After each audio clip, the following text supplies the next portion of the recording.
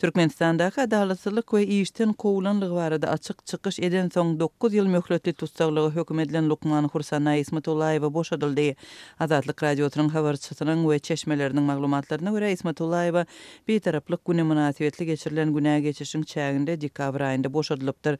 Onuň azatlyga çykarylmagy baradaky maglumatlar Lukmanyň bir kanun işten boşadylmagy bilen bagly ýagdaý barada habar beren Türkmen News neşriniň çeşmeleri tarapyndan hem tasdiklandy. Hursanaý Ismatullaýewa dekabr aýyny boşadyldygy häzirki wagtda maşgalasy bilen öýünde bolýar. Dip azatlygyň çeşmelerinden biri aýdar. Hursanaý Ismatullaýewa 2021-nji ýylyň 16-njy iýulynda Türkmenistanda adam hukuklaryny goraýjy aktivistleriň Ýewropa parlamentiniň deputatlary bilen geçirilen ýygnakda işinden bir kanun boşadylanlygy barada görülen gününiň ertesi tutsak edildi. 10 adamdan ibarat topar zenany öýünden alyp gidenden soň Ismatullaýewa bilen birnäçe hepdelep aragatnaşyk bolmady. Soňra doktor Ismatullaýewa kezaplykda aýplandy. Adam hukuklaryny goraýjy aktivistleriň we Lukmanyň garyndaşlarynyň pikiri çoňa garşy suw toslanyp tapyldy. 2021-nji ýylyň noýabr aýynyň ahyrynda Aşgabatdaky sud ony günäkär hataplady we 9 ýyl azatlykdan mahrum etdi.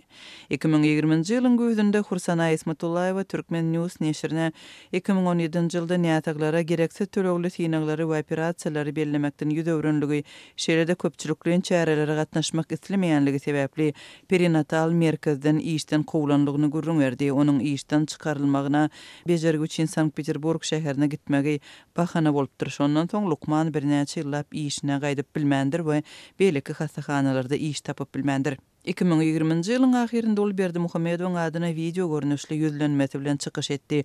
Şol ýazgyda Lukman raýatlaryň prezidenti ýüz tutup internet arkaly habarlaşyp adalat gazanmagy mümkinçiligi bolan bolsa, onda olaryň halkara adam hukuklaryny goraýjy guramalaryndan kömek soramagyna zerurlygyň bolmajagyny aýdypdy.